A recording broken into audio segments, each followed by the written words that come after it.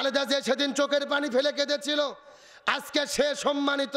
এই বাংলাদেশের সাবেক তিনবারের প্রধানমন্ত্রী বেগম খালেদা জিয়া কয়েক বছর আগে সেনাবাহিনীর ক্যাম্পের ভেতরে তার স্বামীর স্মৃতি বিজড়িত যেই বাসা ছিল, ওই বাসার মধ্য থেকে স্বৈরাচার হাসিনা বেগম খালেদা জিয়াকে বের করে দিয়েছিল। শেখ হাসিনা খালেদা জিয়াকে বাড়ি থেকে বের করেছে, আর আল্লাহ হাসিনাকে দেশ থেকে বের করে দিয়েছে। এ কথা কর না কা? ভালো করে বুঝবেন, একজন মানুষকে বাড়ি ছাড়া করা এটা কিন্তু কম কষ্টের বিষয় নয়। খালেদা জিয়া সেদিন চোখের পানি ফেলে কেঁদেছিল, আজকে সে সম্মানিত। গত 4 দিন আগে সেনাকুঞ্জে সশস্ত্র বাহিনীর প্রোগ্রাম হলো, ওই প্রোগ্রামের ভেতরে বেগম খালেদা জিয়া অতিথি হয়ে গেছে, আমিরে জামাত ডক্টর শফিকুর রহমান অতিথি হয়ে গেছে, আল্লামা মামুনুল হক অতিথি হয়ে গেছে। চিৎকার করে বলেন, সম্মান দেওয়ার মালিক কে? আল্লাহ তাআলা বলছেন, তুইজ্জু মান তাশা ওয়া তুযিল্লু মান তাশা। আমি আল্লাহ যাকে খুশি সম্মানিত করি, যাকে খুশি অপমানিত করি। কার ঘোষণা? আজকে এই ভিডিও দেখার পরে তো স্বৈরাচার হাসিনার ঘুম হারাম, যেখানে যাদেরকে সেনাবাহিনী ক্যাম্প থেকে বের করে দিলাম, আর আজকে সেনাবাহিনী, নৌবাহিনী, বিমান বাহিনী সব প্রধানগুলো এদেরকে অতিথি করে নিয়ে যাইয়া সেলুট দিচ্ছে। আল্লাহু আকবার কোন?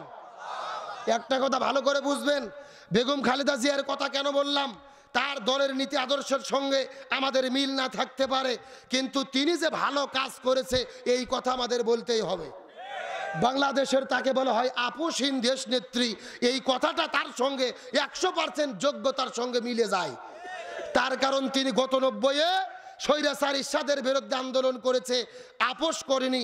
আবার গত 16 বছরে স্বৈরাচার হাসিনার সঙ্গে তিনি সংগ্রাম করেছে, জেলের মধ্যে বন্দী হয়েছে, তারপরেও তিনি তাদের সঙ্গে আপোষ করেনি। এমনকি তাকে বলা হয়েছিল, ম্যাডাম আপনি দেশ ছেড়ে চলে যান। তিনি বলেছিলেন, প্রয়োজনে জেলে বন্দী হব, তারপরও দেশ ছাড়বো না।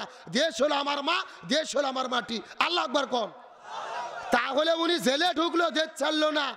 আর ম্যাডাম ক্ষমতার চেয়ার থাকা অবস্থায় নেতা কর্মীদেরকে রেখে চোরের মতো মামু বাড়ি দিল্লি পালিয়ে গেল।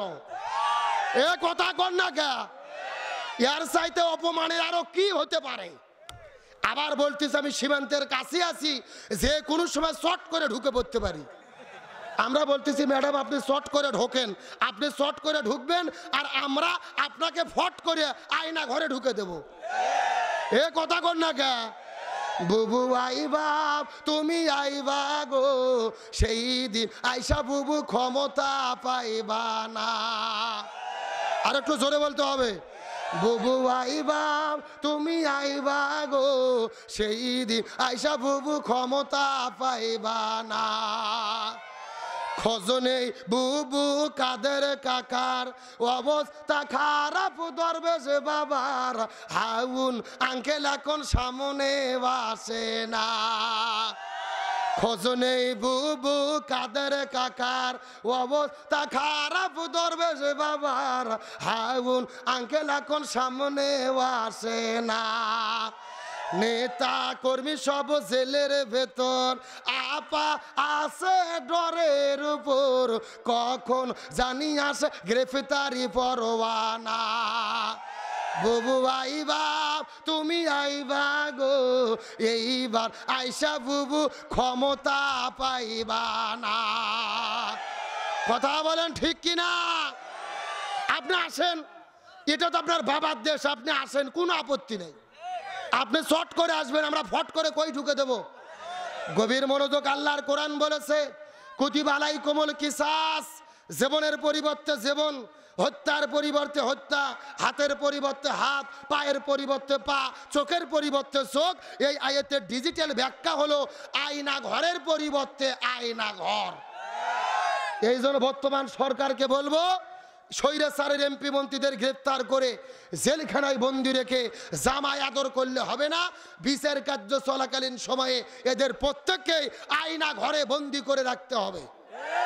তার কারণ বলেন তো, আয়না ঘরকে আমরা তৈরি করেছি না ওরাই করেছে?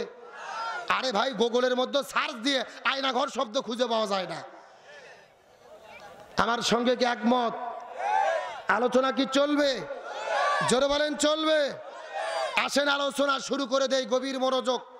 এই বাংলাদেশ 1947 সালে ভারত, পাকিস্তান, তারপরে বাংলাদেশ ওই ব্রিটিশদের কাছ থেকে স্বাধীনতা অর্জন করেছিল শান্তি পাওয়ার জন্য, কিন্তু আমরা চেষ্টা করেছি, শান্তি পাইনি। ৭১ দেশ আবার স্বাধীন হলো শান্তির জন্য, শান্তি হলো না। ২৪ আবার দেশ স্বাধীন করলাম শান্তির জন্য, শান্তি পাচ্ছি না। আজকের আলোচনার সাবজেক্ট হলো বর্তমানে বাংলাদেশের পরিবেশে শান্তি প্রতিষ্ঠায় আমাদের করণীয় কি, জানার দরকার আছে না নাই? ওই জীবনে সাপের কিচ্ছা হরিণের কিচ্ছা বহু শুনেছেন। আজকের আলোচনার বিষয় বর্তমান বাংলাদেশের প্রেক্ষাপটে শান্তি প্রতিষ্ঠায় আমাদের করণীয়। আমার প্রিয় বন্ধুগণ, মুসলমান ভাইরা গভীর মনোযোগ। আমার নবীজি ১৭ বছর বয়সে এই জমিনের মধ্যে শান্তি প্রতিষ্ঠা করার জন্য একটা দল আমার নবীজি গঠন করেছিল, যেই দলের নাম হলো হিলফুল ফুজুল। কি নাম বললাম? গভীর মনোযোগ দিয়ে কথাগুলো বোঝার চেষ্টা করবেন। আমার নবীজি ১৭ বছর বয়সে এই জমিনের মধ্যে একটা দল গঠন করলেন, হিলফুল ফুজুল নামক দল গঠন করার পরে এই জমিনে শান্তি কায়েমের জন্য চেষ্টা করেছে।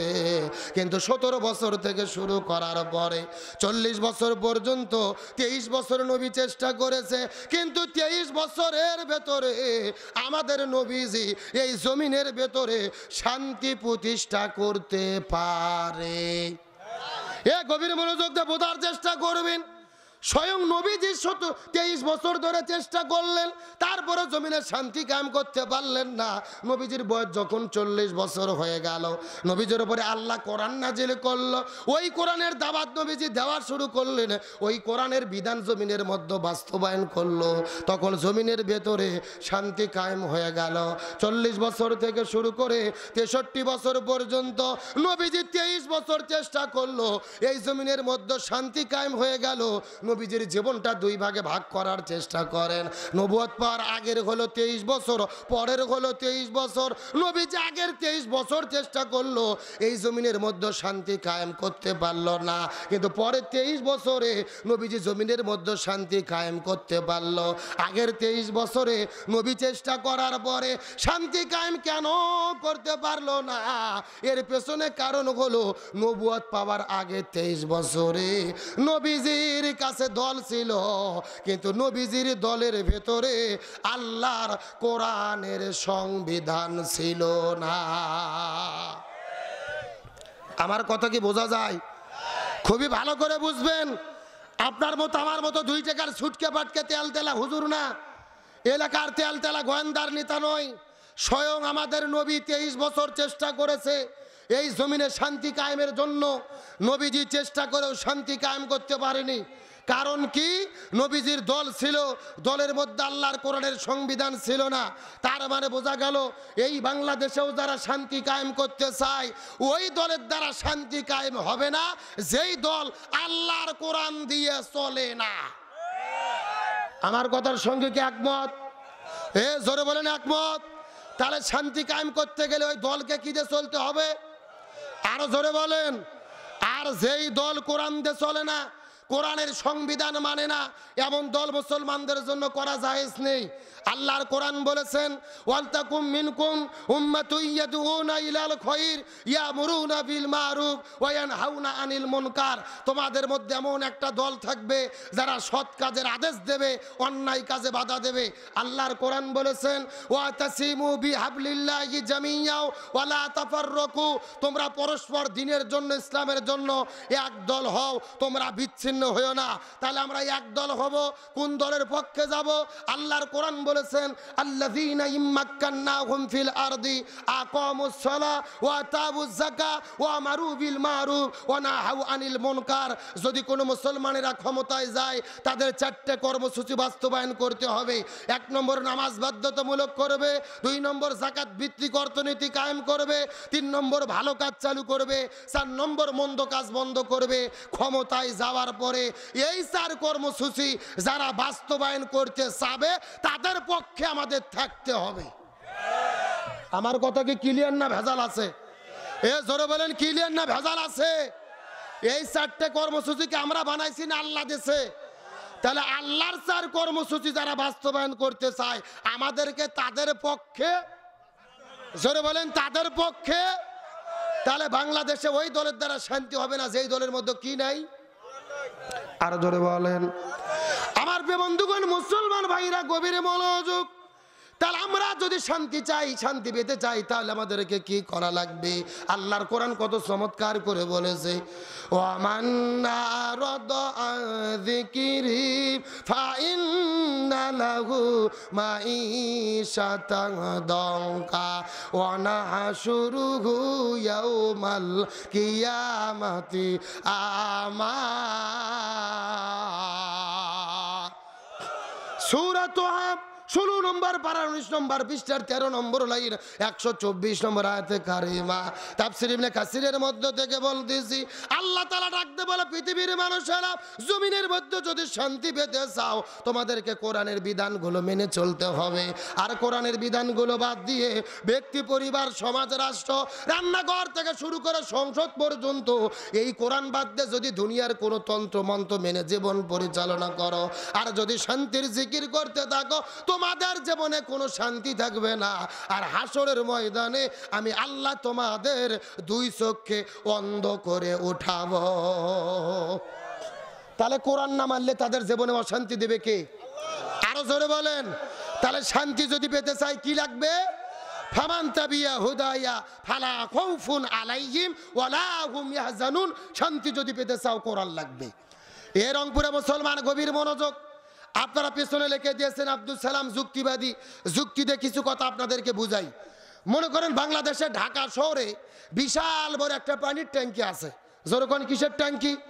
ওই ট্যাঙ্কির মধ্যে থেকে পাইপ দিয়ে দিয়ে বাংলাদেশের 64টা জেলায় পানি সাপ্লাই দেওয়া হয়। কিন্তু ঢাকা শহর ওই ট্যাঙ্কির ভেতরে একটা মরা বিড়াল মরিয়ে পচে গন্ধ উঠে আসে। এখন একটা পাইপ দিয়ে পানি আস্তে আস্তে আস্তে আস্তে আপনাদের রংপুরে মডার্ন মোড়েও এসেছে।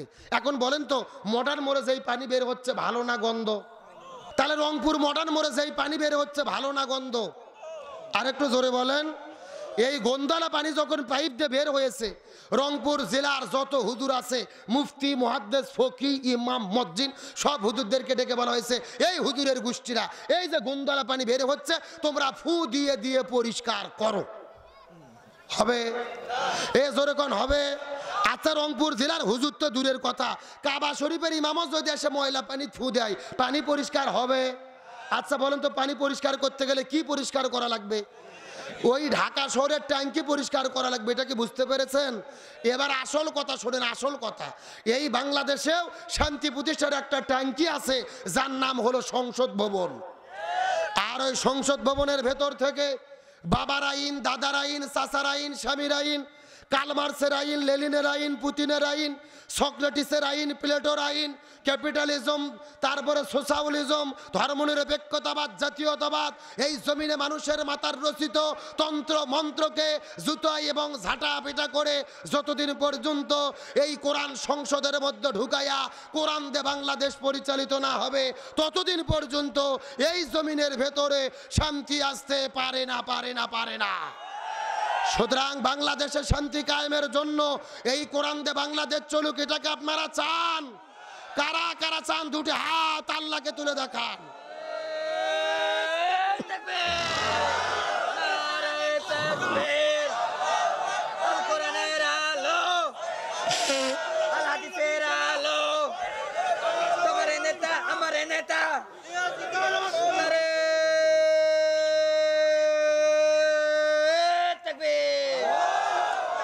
রংপুর কাউনিয়ার মুসলমান, আপনাদের কি কষ্ট হয়?